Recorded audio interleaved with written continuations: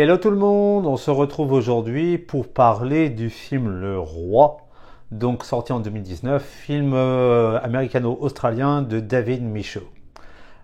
Je pense que je n'ai jamais vu un tel navet, un tel navet historique. C'est consternant. Alors, ça raconte quoi? Ça raconte en fait l'histoire d'Henri V.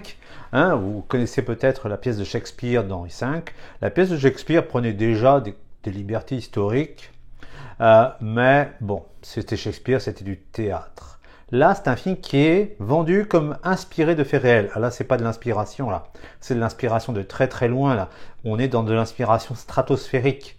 C'est un vrai navet. Donc, c'est quoi? Ça se passe à l'époque, c'est début 15e siècle.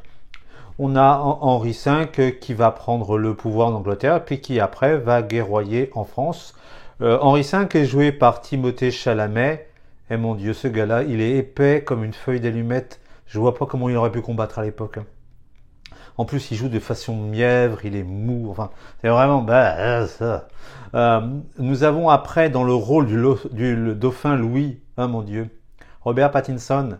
On a l'impression de voir Twilight avec des cheveux blonds, longs, mal lavés. Il est aussi blafard d'ailleurs. Écoutez, c'est ni fait ni à faire. Donc, alors, sur la qualité du film en tant que tel, le film se laisse regarder si vous vous en foutez de l'histoire. Voilà. C'est un divertissement pseudo-historique. Mais alors, si vous en foutez pas de l'histoire et que vous avez l'impression que parfois le cinéma peut vous aider à découvrir un peu des choses, là, c'est catastrophique. Catastrophique. En plus, on dirait au niveau du cinéma, enfin de la façon de tourner, on croirait du mauvais Ridley Scott. Ok, tout avec un fond bleu, évidemment, je veux dire, une lumière bleutée, c'est dégueulasse. On a l'impression parfois que on voit même pas les personnages tellement l'image est surtravaillée pour donner un aspect glauque. Bon, bref, c'est pas bon. Alors, si vous aimez la bataille, ouais, les scènes de bataille se rendent pas mal et tout, mais ça va s'arrêter là puisque le scénario est très mauvais. Donc, en fait, pendant le film dure 2h20, pendant 1h10, on explique comment Henri V d'Angleterre a pris le pouvoir. En fait, il a pris le pouvoir parce que son père est mort et puis basta. Ce qui est raconté dans le film est faux, c'est pas la place de son frère ni rien. Comme dans la pièce, il est noté qu'il était un débauché jeune, ce qui est faux. En fait, l'histoire montre que ce n'est pas un débauché. Mais alors après, l'autre partie, c'est entre 1h10 et 2h20, donc ça se passe en France. C'est le siège d'Harfleur, la bataille d'Azincourt. Ok?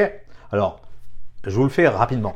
Harfleur est une ville en Normandie actuelle, au bord de la Seine. C'était à l'époque un village, une petite ville fortifiée. C'était la porte d'entrée de la Seine. Petite ville fortifiée au bord de la Seine, près de la Manche. Là, ça ressemble à un château sur une éminence. Ok. Et puis, quand les Anglais prennent Harfleur, eh bien, c'est quelques coups de canon, puis basta, la ville se rend.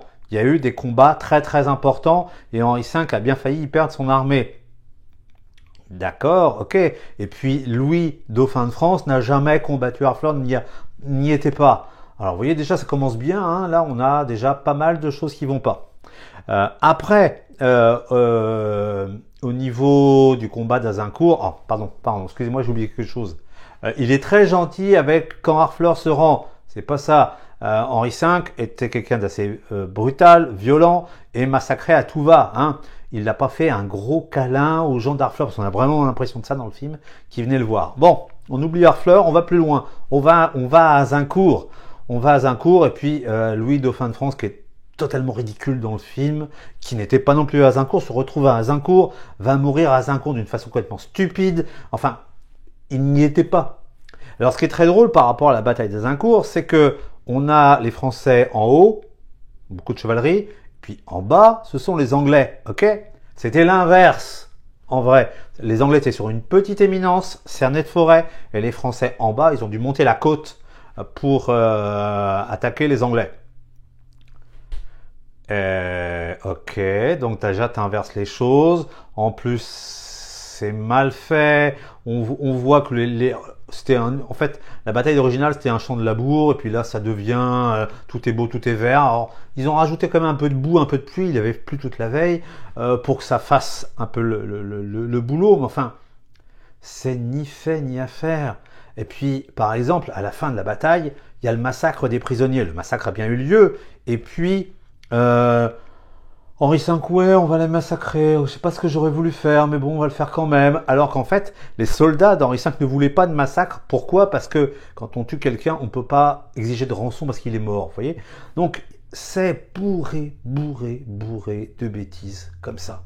Je ne sais pas quoi vous dire d'autre, sauf que ne le regardez pas, vous allez perdre 2h20. Ça montre une image complètement fausse de la guerre de 100 ans, complètement fausse d'Henri V. Même les historiens anglais disent bien qu'Henri V n'était pas comme il est présenté dans le film. Donc, waouh. Moi, je vous dis, ce film, sauf si vous voulez vraiment perdre 2h20, ne le regardez pas parce que au bout d'une heure, première heure, comme c'est très théâtre anglais, vous risquez peut-être pas de voir trop de choses qui sont en fait fausses. Bon, la deuxième heure, c'est vraiment terrible. Donc, mon conseil, ne voyez pas Le Roi, et puis vous en porterez mieux. J'espère qu'un jour, on aura des films sur le Moyen-Âge, sur la guerre de 100 ans, qui seront enfin bien accrochés, quoi, qui fassent plaisir aux spectateurs, qui fassent plaisir à l'historien. Voilà, écoutez, on se retrouve pour une prochaine fois. N'hésitez pas à vous abonner si ce n'est pas fait. Et à bientôt, bye bye.